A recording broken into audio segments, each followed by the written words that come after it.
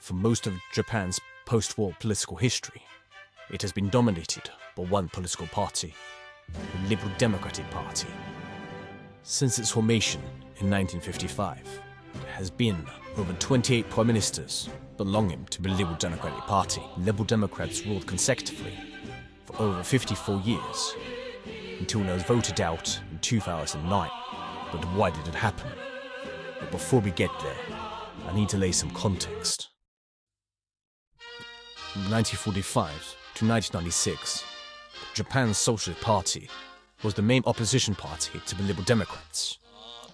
Ideologically, Japan's Socialist Party was a mixture of socialism, progressivism, and pacifism, with factions ranging from the moderate democratic socialism to radical factions as his revolutionary socialist Maoism. The Japan Socialist Party was anti-Shinto and very friendly towards Christianity. I know to a Westerner that sounds very confusing, and I understand that, but I'm not going to go into it right now. The relationship between Christianity and leftism in Japan is a whole other topic for another time. The Japan Socialist Party strongly opposed amending the constitution, especially Article 9.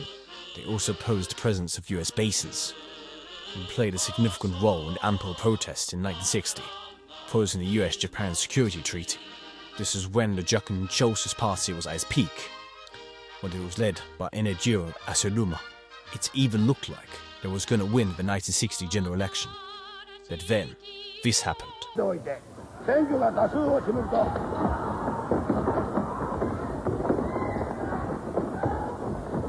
Since his assassination, the Japan Socialist Party were never recovered. In every election cycle, it became more and more relevant. And so, on January 19th, 1996, the Japan Socialist Party decided to disband.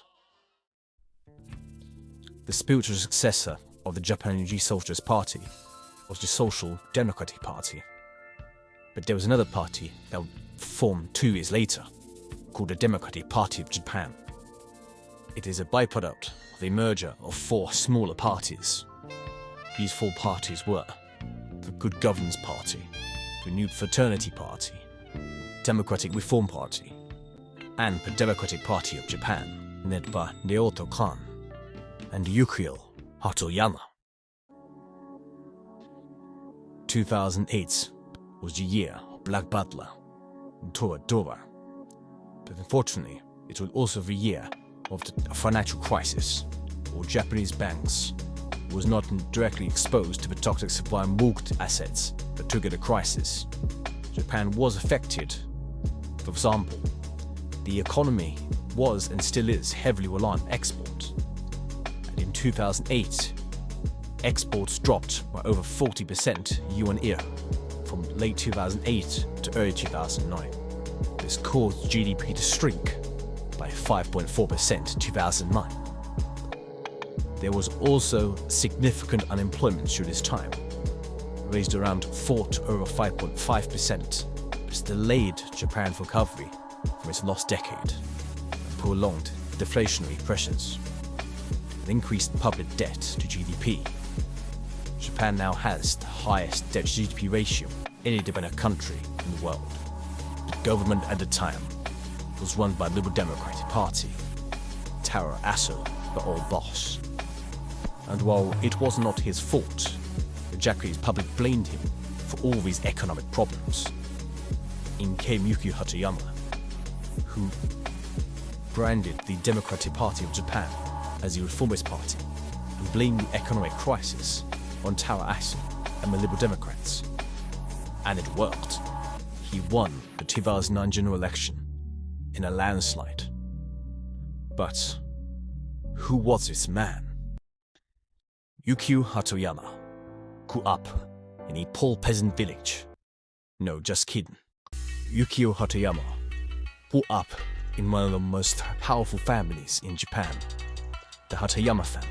His grandfather, Ichiro Hatoyama, was Prime Minister of Japan between 1954 and 1956, and was the founder of the Liberal Democratic Party.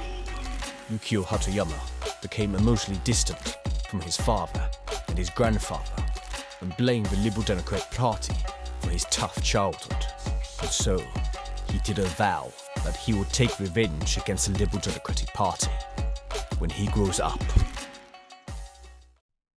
In the 1980s, Yukio Hatoyama will study in Stanford University in America.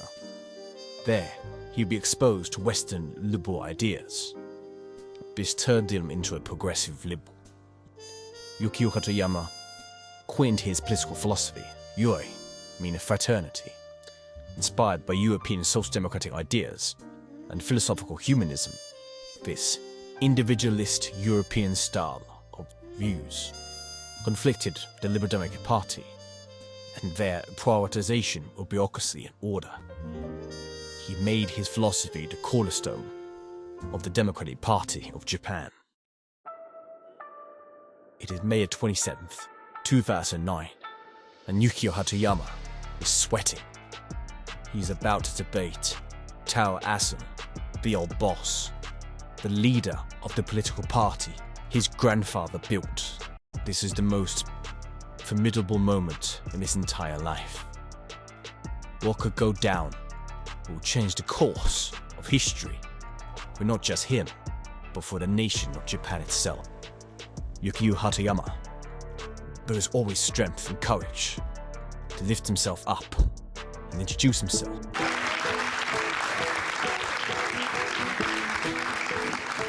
麻生総理とこのような形で党首討論ができることを大変に幸せに感じております。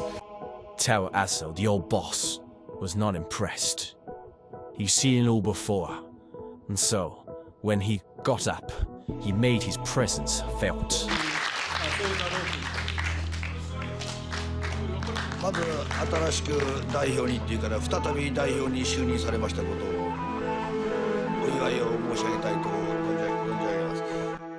Tao Aso, the old boss, couldn't be more different to Yukio Hatoyama. Tao Aso embodies tradition.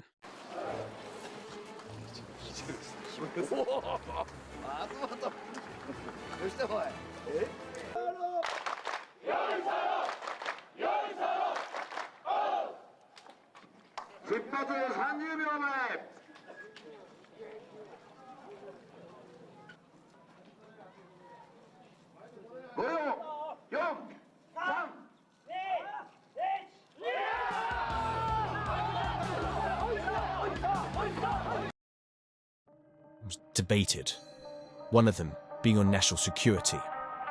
Tao Aso criticized the Democratic Party of Japan for opposing legislation enabling Japan to inspect North Korean ships, suggesting some opposition pleased North Korea. He uses to frame Yukio Hatoyama and the Democratic Party of Japan as being soft on communism. Yukio Hatoyama clapped back, framing Tao Aso and the Liberal Democratic Party as being too overly pro-American, relying too much on the US for self-defense. After 90 minutes, the debate between Yukio Hatoyama and Tao Aso, the old boss, finished. According to Asahi Shimbun, 45.9% respondents said Yukio Hatoyama more suitable to be Prime Minister compared to 25.2% of Aso. This means that Yukio Hatoyama defeated Tao Aso in the debates. It's August 30th, 2009, and the country waits in bated breath as to see who will be the next Prime Minister. The results came in, and the nation is in shock. For the first time in history, the Liberal Democratic Party lost power. Tao Aso, the old boss, lost. Yukio Hatoyama won, with the Democratic Party of Japan receiving a landslide victory over the Liberal Democratic Party.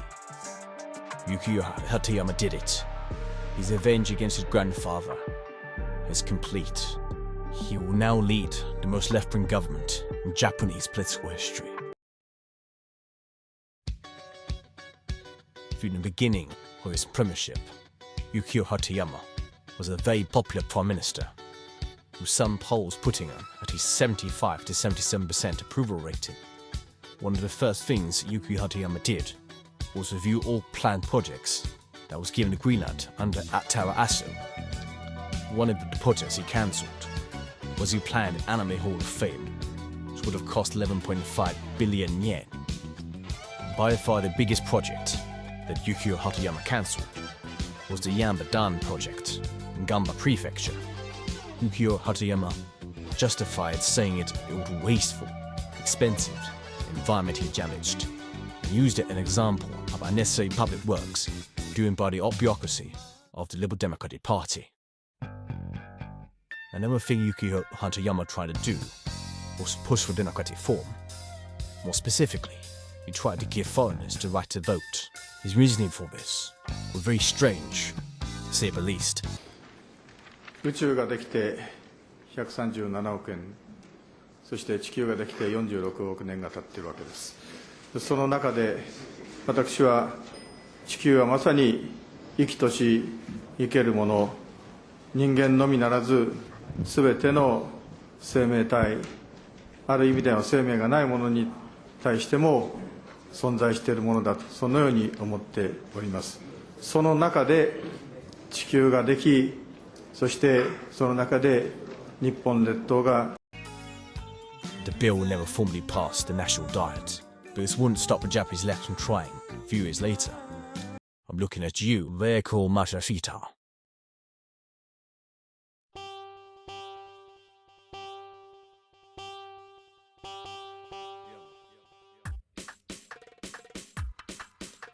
Yukio Hatoyama infamously introduced a system where a Kurds can stay permanently in Japan after working 6 months if they apply as refugees. As a result, the Kurdish population in Kawaguchi skyrocketed, and causing the formation of what we know today as the Kurdish problem. It is too deep to explore in this video. Something about Yukio Hatoyama I have left up until now is his views on US bases. He believed the presence of US bases in Japan was symbolic of the power imbalance between Japan and the United States. This was exemplified by the US Marine Corps Fuma Air Station, located in a densely populated area of Genoa and Okinawa. It is symbolic of a much larger problem, in the fact that Okinawa hosts over 70% of US bases in Japan, despite only being 0.6% of Japan's land area. During his 2009 election campaign, Yukio Hatoyama promised to move the US base outside of Okinawa. So, when Yukio Hatoyama went to meet Barack Obama and brought up the topic of moving the US base outside of Okinawa, Obama said, "No." And so in response, Yukio Hatoyama backtracked on his promise to move the US base outside of Okinawa. This made his approval ratings plummet from 75% to only 25% within a span of just 9 months. This made him lose trust from the Japanese public, culminating on the 2nd of June 2010, where Yukio Hatoyama would announce his resignation as the Prime Minister of Japan. The Democratic Party of Japan never recovered from Yukio Hatoyama's resignation. His successor, Deputy Minister Naoto Kan, reputation was completely destroyed due to his terrible handling of the 2011 Fukushima disaster, and his successor, Yoshihiko Noda, was destroyed by Shinzo Abe in the 2012 general election. The Democratic Party of Japan was just banned on the 27th of March 2016.